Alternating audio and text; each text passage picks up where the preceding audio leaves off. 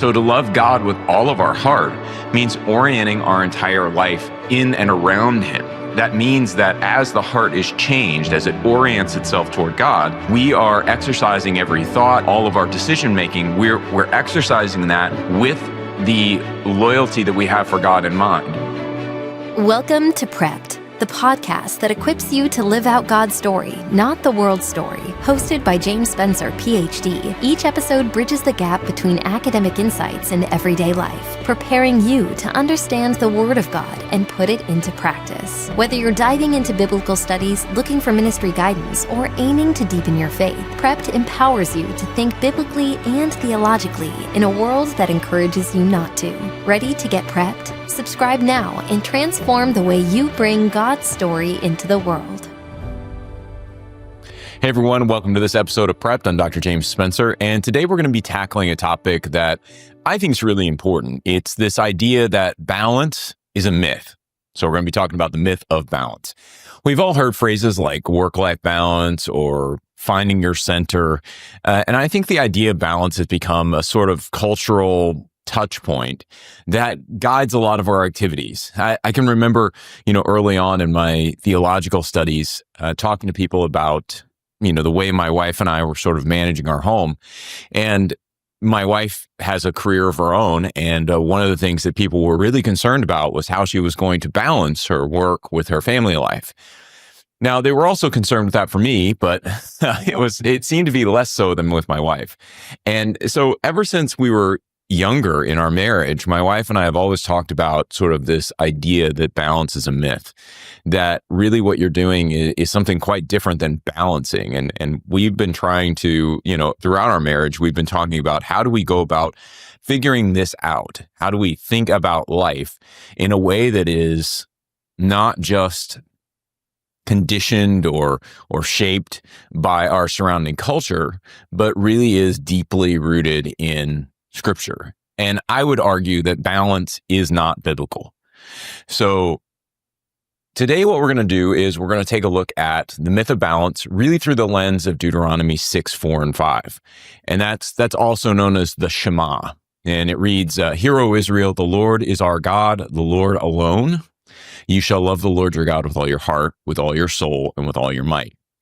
Now, I'll offer a little bit different take on the Shema, and really the Shema is Deuteronomy 6:4. Deuteronomy 6:5 is obviously the verse that follows that. And so these categories of heart, soul, and might in Deuteronomy 6:5 is something that we need to think about. And you may have noticed that I translated Deuteronomy 6:4 as the Lord is our God, the Lord alone, as opposed to the Lord is one. There are a lot of different interpretations of that. There's different ways to understand the Hebrew. My sense is that when we're reading this, what the Israelites are really confessing is that God is their God alone. He doesn't share any of the devotion of the Israelites. The Israelites aren't sort of splitting their time between the Lord and some other God, that God is the one that they are going to be loyal to. And so I think that'll be crucial as we go forward. But this text, this Deuteronomy 6, 4, and 5, really does seem central to the life of God's people. It certainly was central to the life of God's people in Israel, but it's also central to us today, because I think it does call us to a radically unbalanced life. And we're going to unpack what that means, why balance is a myth, and how this passage can reshape the way we think about practices and priorities and attention and devotion. So let's start with the idea of balance itself. I want you to just take a minute and imagine that your life is a pie chart. And there are various slices for work and family and recreation or friendship and, of course, God. And so the myth of balance tells us that we need to allocate these slices just right. We're trying to figure out how do we go about balancing, giving each one of these categories a sufficient degree of attention. And so if you think about that pie chart for your life, how much of the pie does God actually get? If you put anything other than 100% on the pie chart, you're probably not giving God enough. God doesn't call us to give him the lion's share of our lives. He calls us to give us the whole of our lives. And so there is no balance here. There's no way for us to fit anything else in that pie chart. that picture, right, of even if you drew the line, so it's like 99.9% of the pie goes to God, and there's this 0.1% left where other things happen, that's not quite right. And so this picture that we have sometimes of balance and prioritization is really problematic, because ultimately God does not want to have just a slice of your pie chart, no matter how big it is. He doesn't even want the biggest slice. He wants the whole pie. And I think the Shema makes that clear. Loving God with all of our heart, soul, and might doesn't really leave room for any compartmentalizing of our devotion. It's not about fitting God into our schedule. It's about letting him define our entire lives. So where does that myth of balance come from? I think at its core, balance reflects this set of cultural values. We're trying to be productive, but we're also trying to have a solid family life. We're trying to have good personal fulfillment, and we're trying to enjoy life, have some leisure, have some fun. And none of those are bad things. But I think when we try to balance them, we're essentially saying, I need to make everything fit on my terms. And that mindset runs counter to the biblical vision of total devotion, complete loyalty to God. So how should we understand some of these terms in the Shema? How do we understand Deuteronomy 6, 4, and 5 as a call to unbalanced living? I think first we have to understand heart. So in Hebrew, remember, this is Deuteronomy 6, 5, love the Lord your God with all your heart, with all your soul, and with all your strength. And let me start, just before I jump into the heart, I forgot I should start with love. So I think we have a slight misunderstanding of love. Love really in this context particularly, but I would argue at other points in the Bible, it doesn't speak to it doesn't preclude things like, romantic love or the love that one might have between friends, love as an affinity toward someone or something, love as a sense of enjoyment and really liking a person in some way. It doesn't deny that. It's not unemotional, this sort of love.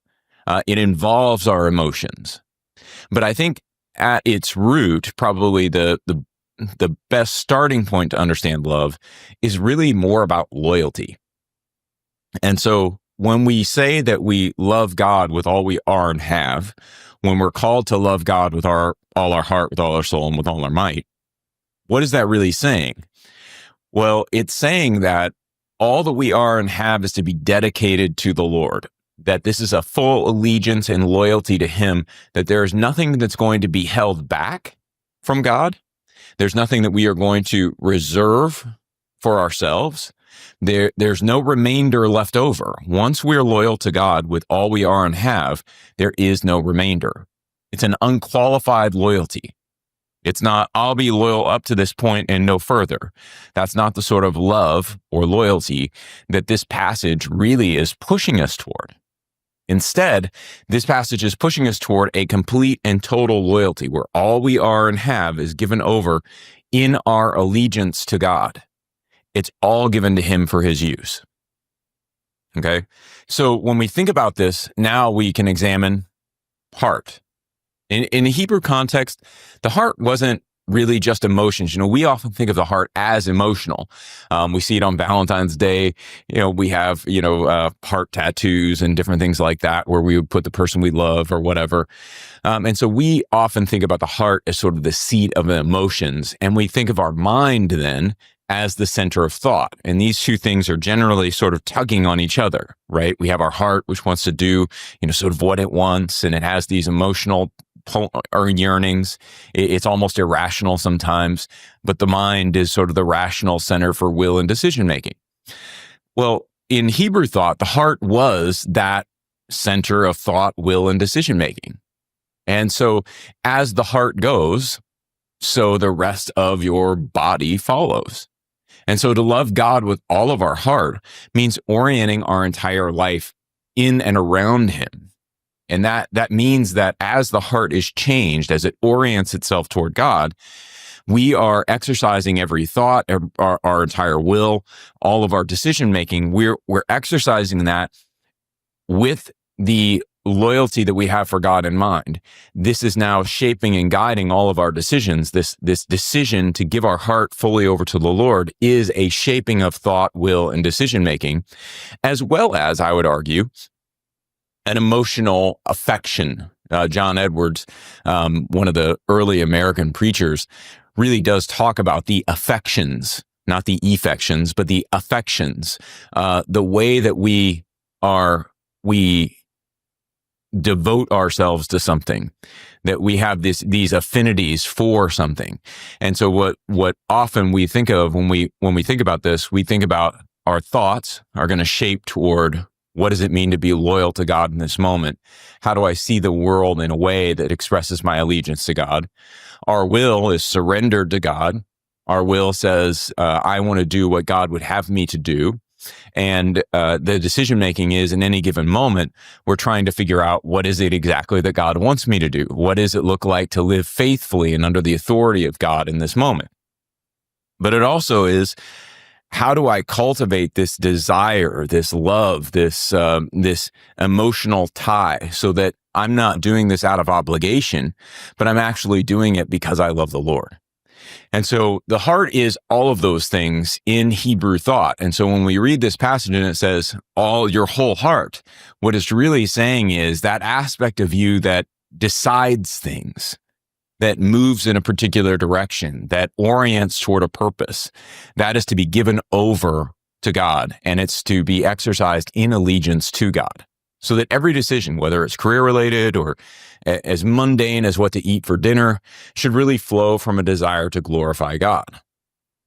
So if we think about the Israelites hearing this command, they were really surrounded by cultures with competing gods and practices, and loving God with all their heart meant rejecting those other claims entirely, rejecting some of the aspects of those worldviews, and really honing in and saying, if I am completely loyal to God, his instruction now becomes extremely important in changing the way that I think, changing the way I make choices, changing the way I exercise my will. Now, soul is the next aspect. We're to love our God with whole heart and with all of our soul. And that's usually the way we read that. But the actual Hebrew word underlying that's usually translated soul is the Hebrew word nephesh. And that refers to the whole person, body, mind, and spirit. So loving God with all your soul isn't that sort of picture of, the semi-transparent ghoul that comes out of us in the cartoons, or, you might think about the Doctor Strange movies where he sort of, teleports or transfers himself into, a spirit realm. And he's kind of this semi-transparent version of himself that's floating around, and his body is laying there, on the ground waiting for his soul basically to come back into him. That's not what the soul was in Hebrew. That's not what nephesh really refers to. Nephesh refers to our entire being, everything we have, everything we are. It's not just that sort of immaterial part of us. It's also the material aspects of us. And so sometimes in the Old Testament, you see nephesh referred to something like a corpse. And so ordinarily, the way we would think about this is that the nephesh, the soul, would depart the corpse. Right? This is part of the reason why the corpse is no longer animated, is because it doesn't have a spirit or a soul in it. And so there's something immaterial that has left that material body that is no longer animating it, that's no longer giving it its life. And there's something true about that. But normally when we look at nephesh, we have to understand it in a more holistic fashion. And so we want the soul and the body sort of together, the material and the immaterial aspects of who we are, they remain together. And this passage is not just calling us to have sort of to give ourselves spiritually over to the Lord. It's saying everything, your whole person, your whole being, is given over to the Lord. So this isn't just hey, let me go worship on Sundays and really, really give God, that spiritual part of me. It's an every breath you take sort of commitment. Now, the last word in this stream of words is might. So we have the heart, we have the soul, now we have the might. And this word is often translated as strength. It probably, the way I like to think of it is it means muchness. So if we look at Genesis 1:1 through 2:3, and we get toward the end, God has created the whole thing, and he looks back on his creation and he says, it is very good. This word for might is actually the very in very good. So it's normally used as sort of a strengthener, and it's a word about extent. And so I like the idea of this is our muchness, this is our oomph. This is about everything that we can muster being given over to God. And so it does mean that we're looking at our physical capacities, right? It's our strength. We could think of it, not quite like this, but, it involves how much we could bench press or how much we could deadlift. Like our own physical capacity is part of this. But we shouldn't just think of our physical capacity as limited to our own body.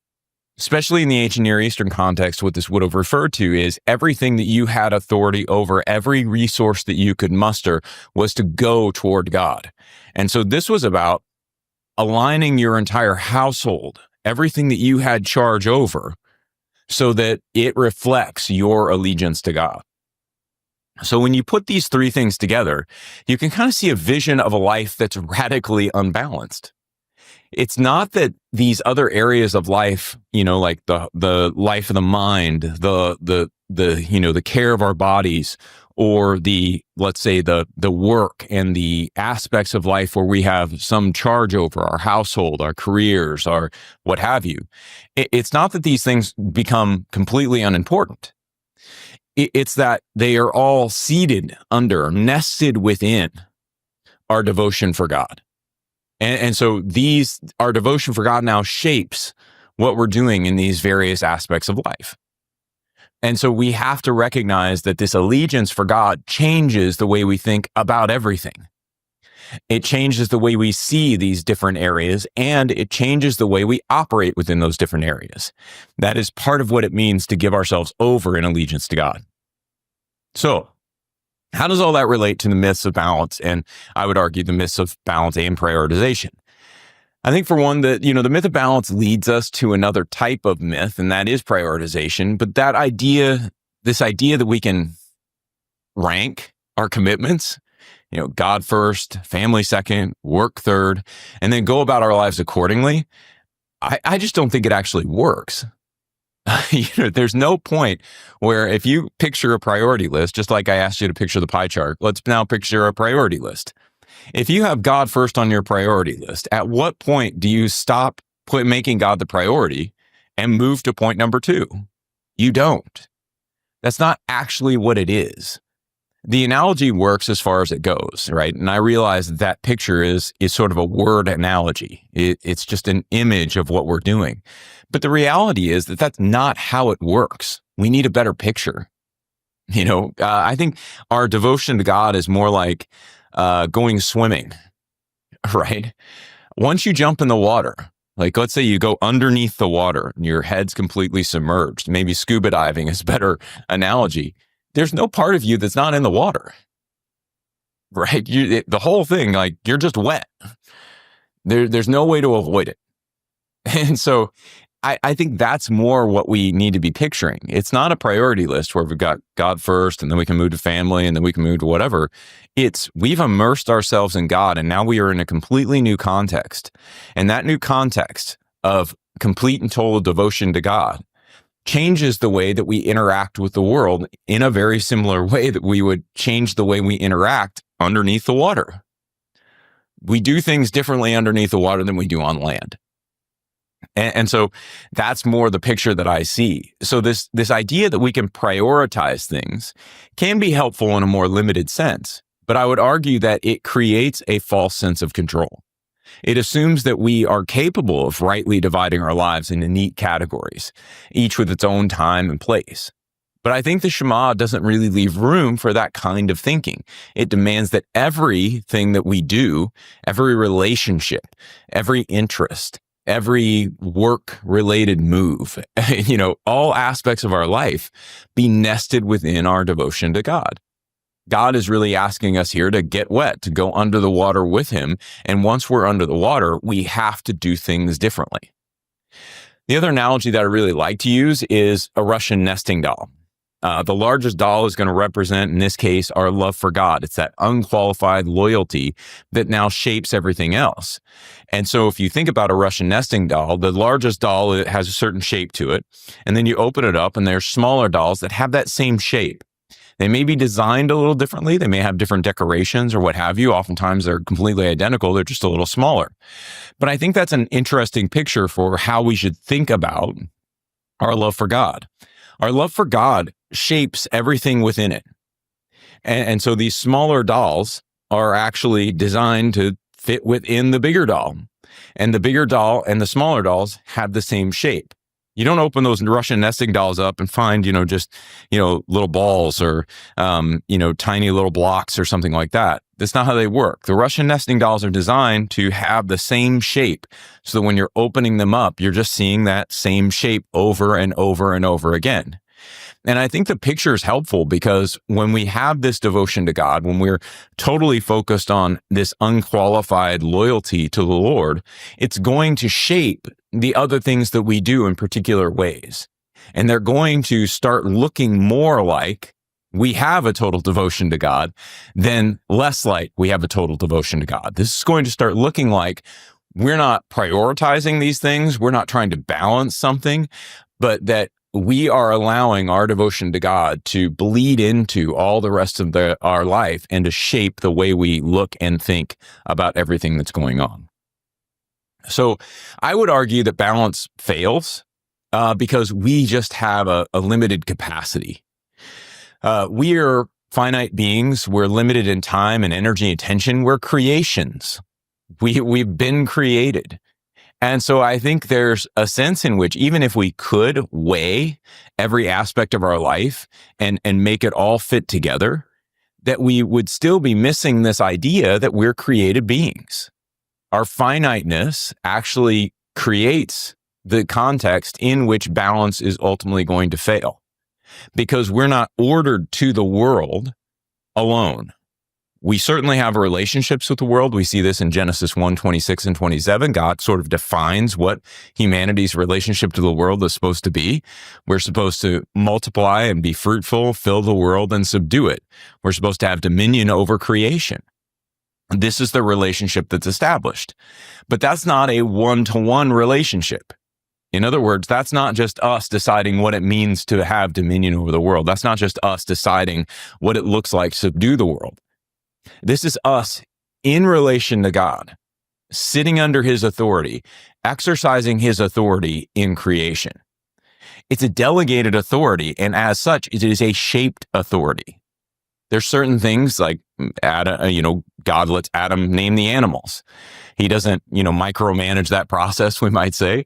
Adam is naming the animals. He's trying to recognize, is there an animal here that would correspond to me? That would be an appropriate helper for me.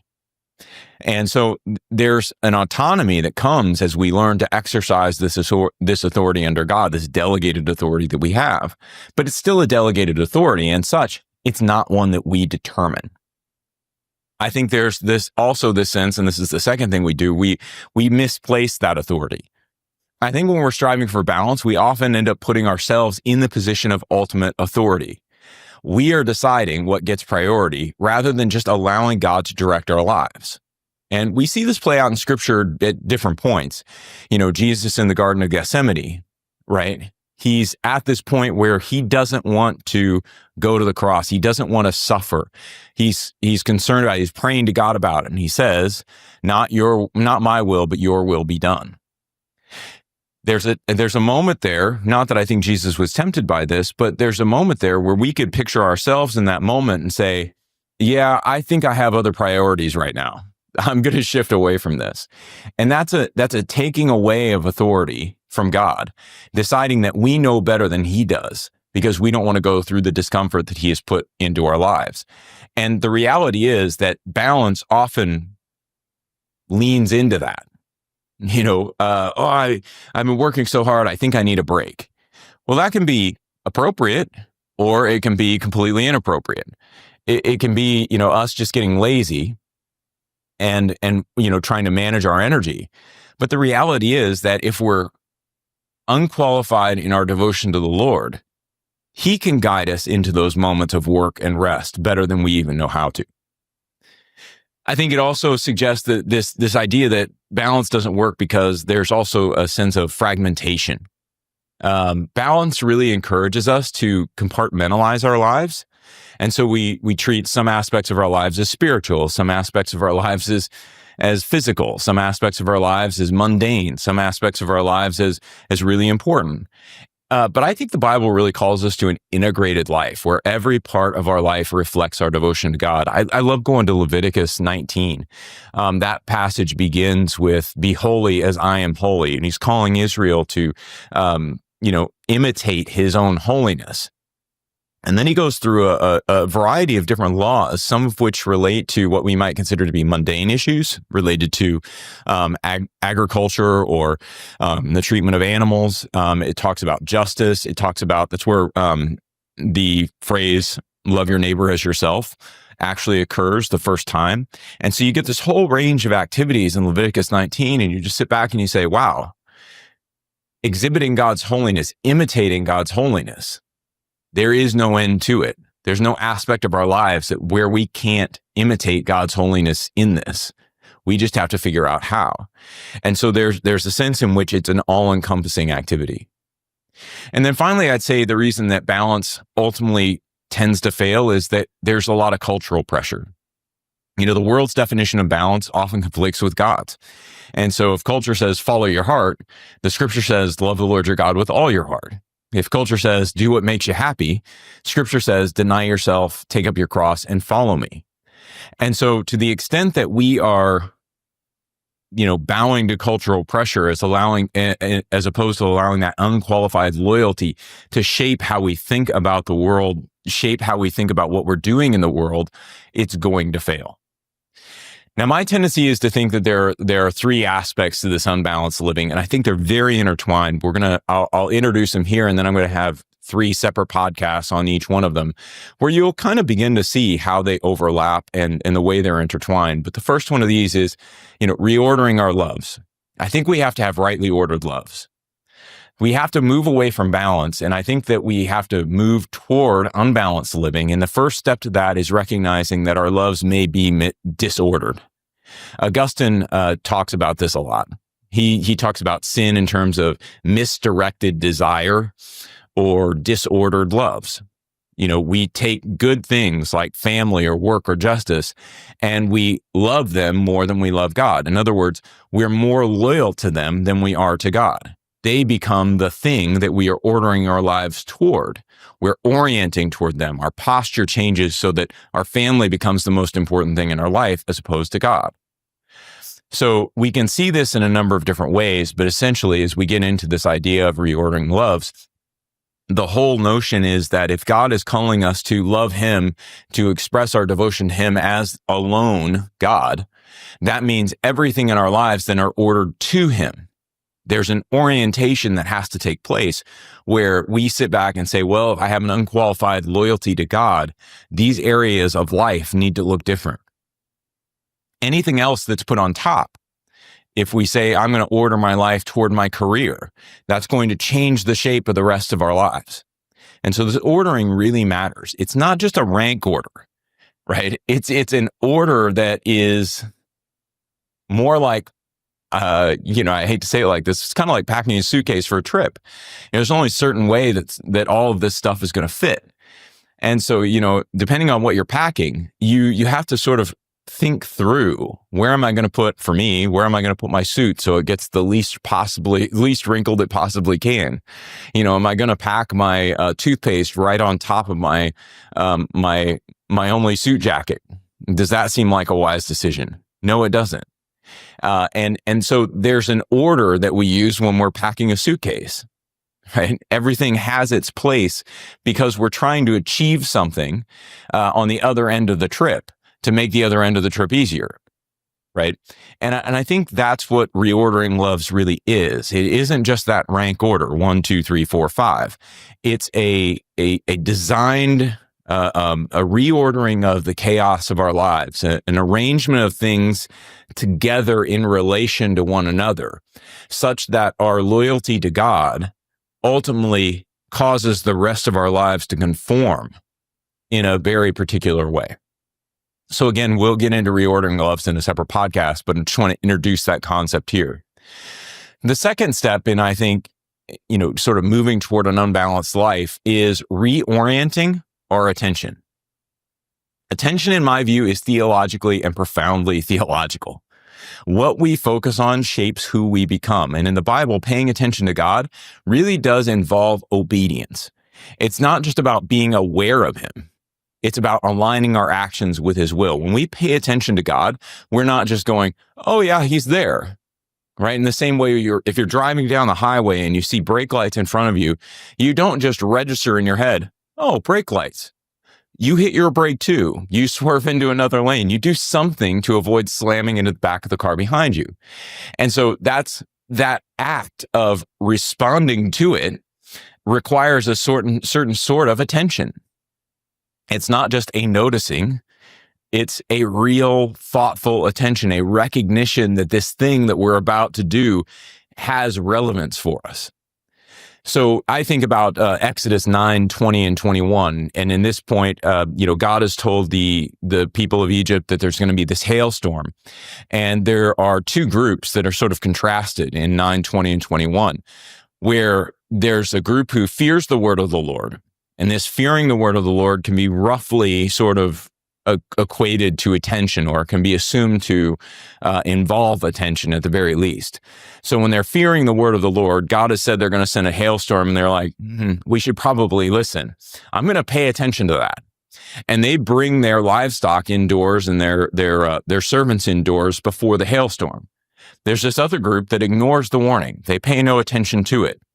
In the sense, not that, oh, we didn't hear that message. Sorry, God, we would have brought our servants and our livestock in if we'd known. It's more like they hear it and they go, not relevant. No need to pay attention to that. My livestock and my servants are staying out there in the fields. And so when the hailstorm comes, they suffer greater losses. And attention here is really the difference between life and death. That's what we're looking at in Exodus 9, 20, and 21. But I think it's a great illustration of what paying attention to the Lord actually means. It is like, again, that car analogy I think is actually helpful, because when we see those brake lights in front of us and we're speeding down the highway, you don't just register them and go, oh, brake lights. You start to do something. You recognize those as relevant to the situation you're in, and you begin to respond to those. So attention involves this idea of recognizing that God is infinitely more relevant than any other actor or factor in any given situation. So in our lives, reorienting attention might mean, stepping back from any distractions like social media, endless to-do lists, and it really is about creating space to attend to God's presence. And again, in the next couple podcasts, I'll address that a little bit more deeply. I think the third piece in developing an unbalanced life really is about responding to God in every situation. And I mentioned response, and you could kind of see already how attention and response aren't exactly separable categories. They sort of bleed into each other. And so I think that responding to God requires discernment. It requires that we recognize that God's wisdom often challenges our assumptions. And the passage I really like to use to illustrate this is 1 Samuel 24. David's hiding out in a cave from Saul. Saul comes in to relieve himself. David's men think that this is God giving Saul into David's hand and encourage David to kill the king. David instead cuts a corner off his garment, and he even feels bad about that. And so what David is doing in this moment is not just taking advantage of the situation. He's not reading the situation as if, oh, okay, I know exactly what's happening here. He is now responding to God in that moment, recognizing that if he kills Saul, it's going to appear, at least to some, that David took advantage of a situation, that this is not God putting David on the throne, that David got there by killing Saul. And that's not what David wants. David wants to make sure that he's responding to God. He's going to trust God to put him on the throne in a way that maximizes the glory that goes to the Lord. And that's what David's looking for. And so his response to God in that moment, as opposed to responding to the situation in that moment, yields this odd incident, but it really is a picture of how David ends up being loyal to the Lord. So I want to give some practical steps as we wrap up here. Number one, I just encourage you, rethink some of your categories, rethink what it means to have a balanced life. I would encourage you to think of it as an unbalanced life. And as you do that, I think you're going to ask yourself, are my loves in the right place? What's driving my decision making? Are there really areas where my love for God is overshadowed by other commitments? I'd encourage you to establish a cadence of life. Create rhythms in your life that prioritizing tending to God.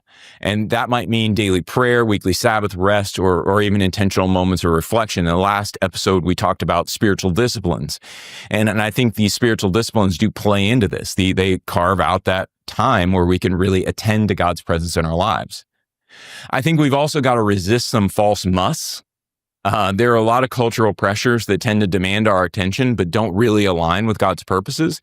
And we need to realize that the consequences of not doing what the culture wants us to do is often much lighter than we think it may be. And even if it's not, and we could channel Paul here, any negative consequences that we experience from not doing what the culture wants are going to be fairly light and momentary and compared to the glory that's waiting for us in heaven. And then finally, I would say we need to learn to delight in obedience. And the way we learn to delight in obedience is we just need to learn to find joy in following God's commands. Psalm 1:2 says, his delight is in the law of the Lord. The blessed one has this delight in the law of the Lord. That's about obedience. It's about taking pleasure in following the instructions of God. Now, we'll return to those practical comments multiple times over the next few episodes because even though it's a little repetitive, I actually think there's a depth to these that I want to reinforce. And so there's no need to be novel. There's no need to be creative. I think oftentimes we aren't really accomplishing the unbalanced life. We're not really moving forward spiritually, not because we're not creative enough, but just because we're not doing the basics. So to conclude, I think, living an unbalanced life isn't easy, but I do think it's worth it. And I think when we surrender our lives to the myth of balance and, we allow ourselves to start trying to order our lives based on how we feel or what we think, we're not able to embrace a total devotion to God. But it's in that total devotion to God that we're going to find a life of purpose and joy and peace that really transcends the chaos of our circumstances. So thanks for joining me today on Prepped. In our next episodes, we're going to explore those three things: reordering love, reorienting attention, and responding to God more fully. And if today's discussion challenged you or encouraged you, I'd just love to hear your thoughts. Don't forget to subscribe to the podcast or to the YouTube channel. I would encourage you to leave a positive review, hopefully positive, and also share this episode with someone else who might benefit from it. If you'd like to do some additional reading on the unbalanced life, I've written a couple of articles on this on usefultogod.com, and you can check them out there. So I do have several articles on usefultogod.com. You can also find a lot of other resources, and I just encourage you to take a look at those as you have time. So hey, until next time, I'll catch you on the next episode of Prepped, but let's commit to living an unbalanced life for the glory of God. Take care, everybody. Thanks for tuning in to Prepped. If today's episode helped you view the world through a God-centered lens, be sure to hit subscribe so you're always prepared for what comes next. Don't forget to rate and review us on your preferred podcast platform. Your feedback helps us reach more believers eager to live out God's story. Share this episode with a friend, family member, or loved one, and together, let's keep challenging the world's narratives. Until next time, stay grounded, stay inspired, and continue living out God's plan. See you soon on our next episode of Prepped.